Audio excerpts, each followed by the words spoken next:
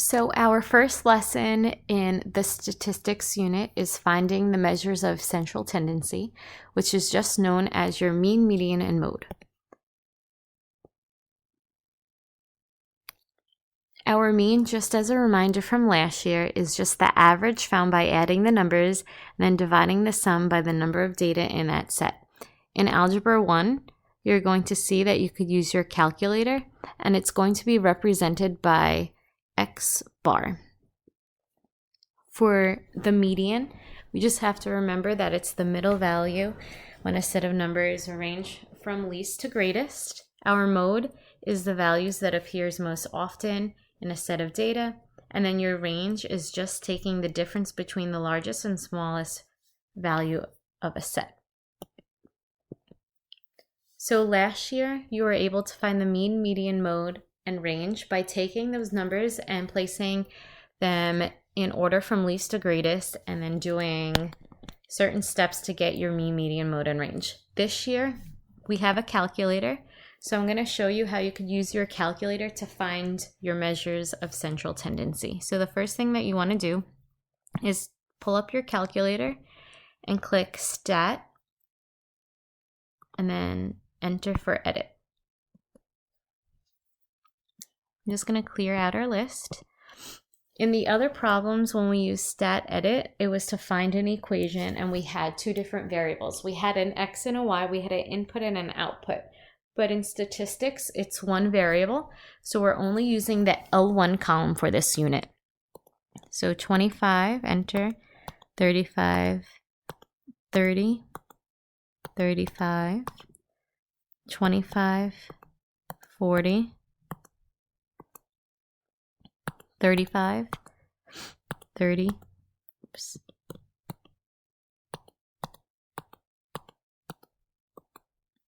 25, and 20.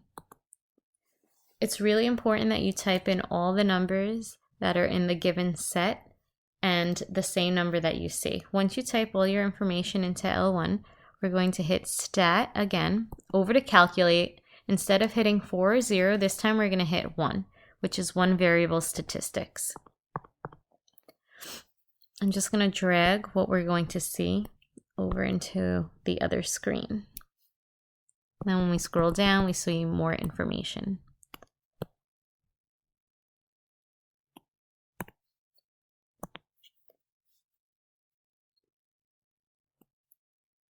So there's some things that we're going to use in this unit. We're using this number, which is our mean, which is one of the central tendencies. So we do know that the mean is going to be 30.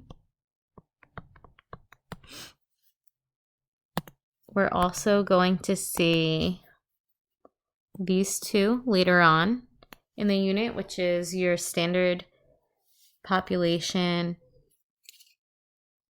deviation as well as sample deviation. That is just telling us the number of points that we have in our data set. So that just means there's 10 numbers that were listed. Our minimum right here is the smallest number in the set. And then our max is the largest number in the set. This right here is our median.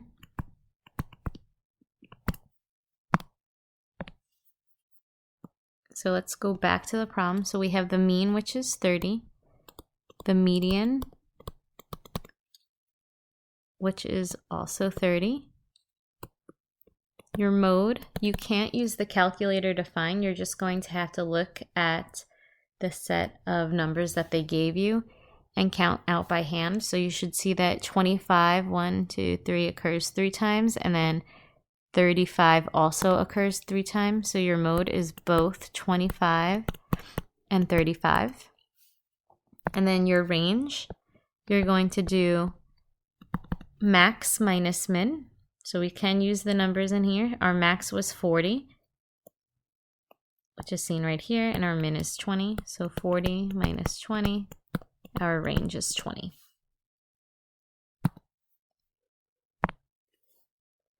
So for the next example, It just wants us to find the measures of central tendency, which is our mean,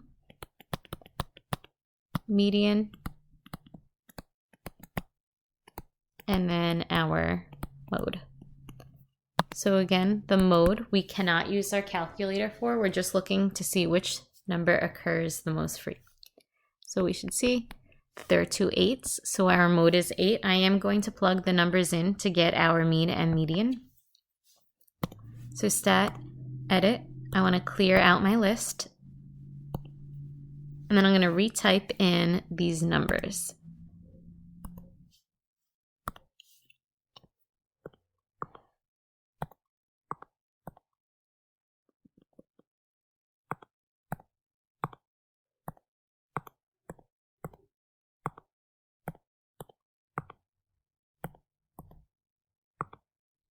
Again, it's super important to make sure that you're typing in every number that you see. From here, again, stat, over to calculate, option 1. And we're going to look at our screen. It did say round any non-integer number to the nearest tenth. So we want our mean, which is that first option right here, x with the bar on top. And when we round 12.5556 to the nearest tenth, it becomes about 12.6. Our median we could see in the screen if we scroll down right here. Our median is 12, and we did answer our mode. The last example that we're going to look at is the second one on the problem set. So Mr. Feminella recorded his students' grades in the frequency table below. Find the measures of central tendency of the data below. So something like this, students tend to mess up because typically they think L1, L2. That is not the case for this problem because this is a frequency table, which just means that this right here represents the number of times that each score has occurred. So to type this into the calculator, we're still going to hit stat, edit. We're going to clear out our list. But this time, I'm just going to drag this. This time, instead of doing L1 and L2, what we have to do is look at the second column, the frequency, to see how many times I have to type in the number 96. So next to 96, I see 2 times. So 96, 96. Then for 92, there are 5 students who received a 92. So I'm going to type in 92 5 times.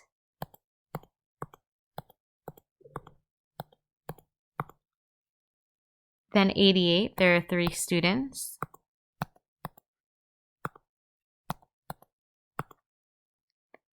84, 2 times. 78, 4 times. And then 61s. So again, very important to type in the correct amount and the correct score. From here, I'm going to hit stat, over to calc, option 1. And this question wants the central tendencies, so I do need my mean, median, and mode. Our mean, again, is the first option. And we're just going to round it to the nearest tenth, even though it didn't state to do so. So about an 85.6. The median, if I scroll down, I'll see was an 88. And then the mode, I'm just going to look at the frequency to see which one occurred most. You should see 92.